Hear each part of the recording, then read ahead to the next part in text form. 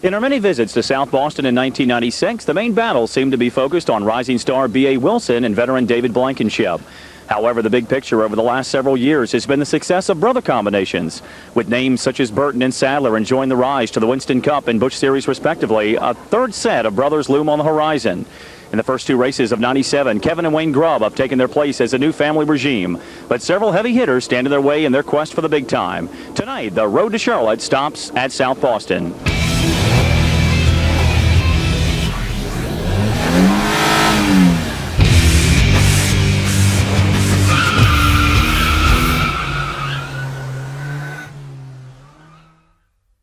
Speedway Production presents the best of the NASCAR Winston Racing Series. Tonight from the South Boston Speedway in Virginia, it's the CarQuest Twin 75s for late model stock cars. Tonight's Winston Racing Series short track coverage is brought to you by CarQuest Auto Parts Stores, by Duragloss, and by South Boston Speedway. It's a beautiful evening here in Southern Virginia. Hello everybody, I'm Buddy Long and welcome back to the South Boston Speedway here in South Boston, Virginia. Tonight, the third race of the 1997 season for the NASCAR Winston Racing Series late model stock cars. And you had a good run here in the 90s, and you know, the first couple of races here, you were kind of wondering if that track championship was maybe a jinx, but tonight you're running real strong. You're back on track with a pole run. Well, you know, before qualifying there, we didn't think we were back on track. You know, it just felt like the same car we had ran every race here so far, and just an average car. And for some reason, we got a good lap out of it there. And you know, it's just got to be one of them nights we got to put 75 of them together, and that's the key tonight, is go out there and stay clean for that first race, and hopefully get you a good finish so you can run that in the second. Three drivers getting underneath of that magical 16 flat mark, and on the pole, the defending track champion out of Glen Allen, Virginia, car number 81, the ICSE Control System Chevrolet of B.A. Wilson. Next to him, the two-time winner so far this season out of Mechanicsville, Virginia, the Bullets Pontiac, car number 55 of Kevin Grubb. Inside of row number 2, he's a former champion as well, car number 3, the Tom's Mini Mart, Pit Stop Auto Sales Pontiac, that's David Blankenship. And next to him, car number 1, the unsponsored Chevrolet of Frank Daney Jr. Taking you back to row number 3, starting in 5th position, one of the many drivers that has changed rides in the offseason, that K95 machine, the 3 Stores, 1 Roof Chevy of Bubba Urban Jr., had many good runs down here in his own car last season. We'll look for good things from him this evening. The outside of row number 3, starting 6th, car number 85 of Rodney Sawyer, is one of the regulars here at the Speedway, driving the D&H Contractor Chevy. Back in row number 4, starting 7th, the other half of that Grubb combination, and a one-time winner in 97 in the Link Belt Pontiac, the number 4 of Wayne Grubb. And on the outside, starting 8th, driving car number 28, the Mike's Plumbing Ford, being powered by Greg Davis. Going now to row number 5, on the inside, car number 92, the Retalix Auto Parts Pontiac, that's Chris Evans. And next to Chris in car number 2, the Sherwin-Williams KFC Pontiac out of Cluster Springs, Virginia, and that's Danny Willis.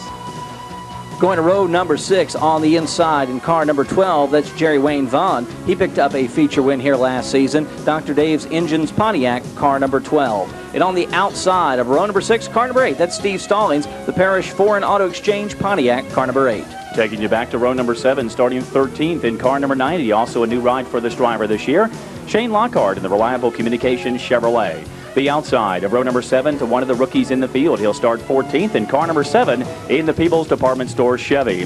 The engines have been fired on pit road as we take you back into row number 8. 15th on the field, a former 4-cylinder driver now making his living in the late model stock cars in car number 41, the Tri-State Chevy of Tyler McRae. And on the outside, back in 16th in car number 97, the unsponsored Chevrolet of Kevin Johnson. Row number 9 on the inside, one of the true veterans of this division out of Durham, North Carolina. He'll be in the 04 car tonight, the Libby Hill Seafood Chevrolet, that's Jay Fogelman. And outside of Jay, in the car number 91, the latest driver to put on the driving suit for Rick Hendrick, the Rick Hendrick Chevrolet sponsored car number 91 of Jimmy Johnson. Row number 10 on the inside, car number 11, the third generation driver, the Hesco Hendrick Performance Chevrolet, car number 11, Chuck Hendrick. And on the outside, a second-generation driver, the Motor Circuit Chevrolet, car number 59, Kenny Cagle. Seems like every time I get my choice for a row, it's a driver in a brand-new car as we go back to the 21st starting spot, the 01 machine of Frank Denny Jr. out of Mechanicsville, Virginia, that unsponsored Chevrolet.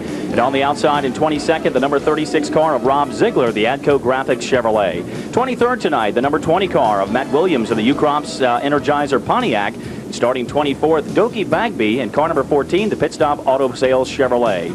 Rounding out the field in 25th spot, the 02 of Dennis Gardner. He'll be in the Country Kitchen Pontiac. Turn number 4, at the very last second, the pace car will dip down to the pits, and they will wait till they almost get to the start-finish line before they get up through the gearbox and head it off into turn number 1.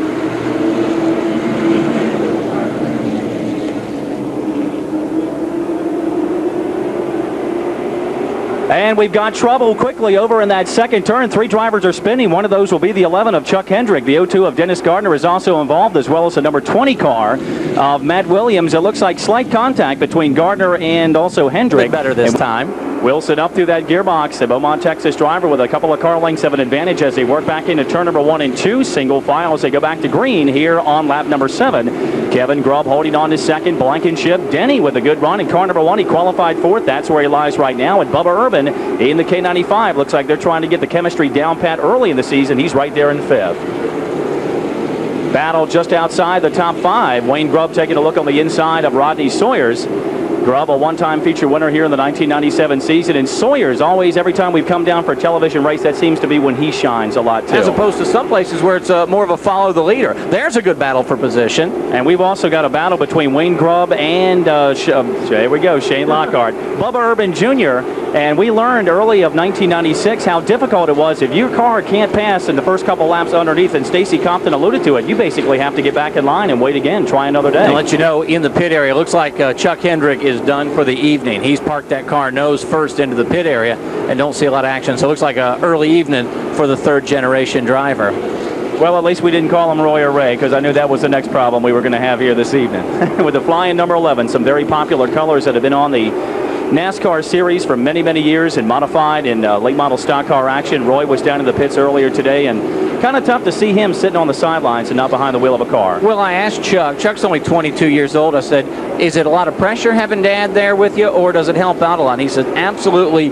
helps him out a ton. Says his dad told him, hey, you know, you're the person you are. You can't compare yourself to anybody else, and you've got to develop your own style. Says his dad's been very helpful. Not any pressure.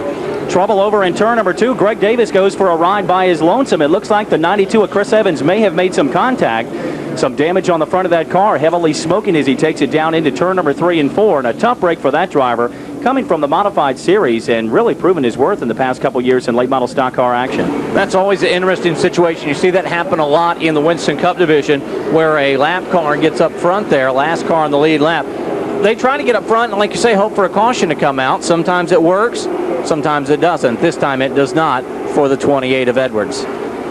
Or Davis, excuse me. Davis with a good qualifying effort. He started up in 8th position. He's always had good runs, but just not the good luck. And again, Kevin Grubb makes the bid down to the inside. The Grubb boys have been the two that have been on the move making the challenges. We mentioned Wayne moments ago, powering into the number 5 spot around Bubba Urban Jr. Kevin still giving BA some trouble. And how about the second part of that top 10? How are things looking outside the front 5 behind Urban? It looks like a heated battle between a couple more drivers back there. Boy, and just as you take your eyes off the front, now the front 2 heat up again. They got into each other last time by, and this time side by side.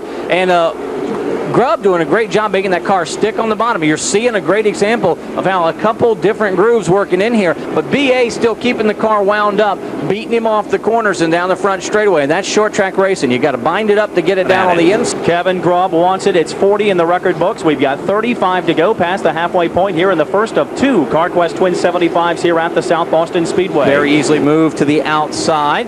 BA Wilson going by the 14 car there. Doki Bagby. Yes. That's a handle. I want you to know, I saw the spelling of that name, and I checked with some of the other drivers to get the proper pronunciation of Doki. It is Doki. I'm glad you got that straight, because I was going to say Dookie. I saw Dookie on the car, and I said, no, we got to get it straight. He may do it this time out of 4. Crowd is on their feet at South Boston Speedway. They're dead even at the stripe. They put 49 on the board. Grubb hangs it. He dirt tracks it over in turn number 1 and 2. They've got the lap car of Dennis Gardner coming up, and BA again showing the muscle on the outside as they go back into 3. Right there on the inside, that's Wayne Grubb in the 4 car. The outside is Blankenship, and the battle for the lead now, and Grubb's going to take the top spot. The 55 car, Kevin Grubb, going to take the top spot. Look at the battle right behind him, Wayne and Blankenship, and what a great short track race here at South Boston. Little bit of muscle in turn number 1 and 2. Puts the Bullet Pontiac of Kevin Grubb in the number 1 spot. The ICSC Chevrolet of B.A. Wilson drops back to second. Wayne Grubb We'll now move around Blankenship and into the number 3 spot in the battle brewing now I for guarantee you 5th. Kevin Grubb could come up with something to run if he's invited down. It's a neat deal and a good way for these guys to step up and get some attention. He is leaving BA on this restart. I mean, just a car length, but in this race, a car length is a lot. Two guys having a great race tonight. Right there, you see Bub Urban Jr. get a little sideways in that K95 car, but he and Frank Daney Jr. in the 1 have had a great race, and action again, the battle for second place. Once again, it's just enough muscle by Wayne Grubb to get B.A. Wilson up in the higher groove. They'll touch again in turn number 3 and 4. Again, the crowd is on their feet. This time, it's the battle for second. 66 laps are on the board on that quarter panel.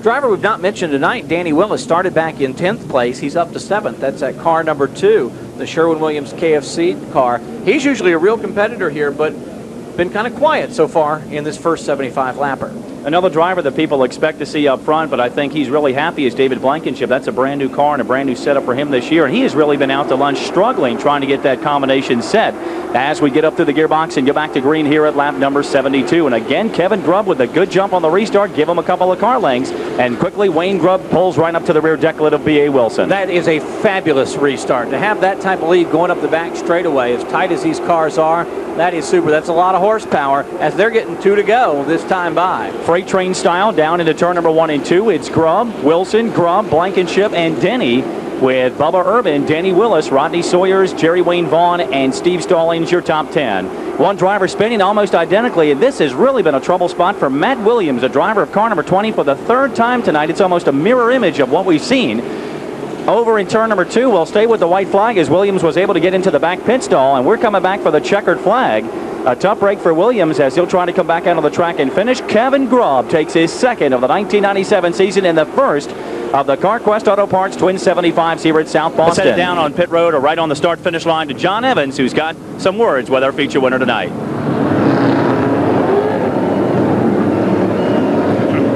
You started outside the front row with John Moose here with a presentation, and I know you're happy about the win. Yeah, I tell you, I hope one day I do get to sit on that pole. It'll make life a lot easier, you know, during the race. You don't have to worry about passing that extra car. But man, I really have to thank Bullets, Peterbilt Trucks for all the help they give us. Also, Morris Johnson, my crew chief, Bobby King. He's also my crew chief on the Super Trucks and also Busch Grand National.